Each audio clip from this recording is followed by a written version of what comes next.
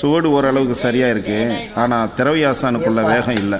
அவர் எப்படி சூடு செய்வார்னு எனக்கு தெரியாது. கனவுல பார்த்த மாதிரி கூட ஞாபகம் இல்லை. அவர் வேகத்தை என்னால் எப்படி சூடு செய்ய முடியும்? தலை தலை தலை தலை நிமிரு, நரம்புகள் துடிக்குது, களம் இறங்கு, கண் இரண்டிலும் விரித்தனம் பல மடங்கு, உன் முறை தொடங்கு, பகைவன் இருக்கின்ற இடத்திலே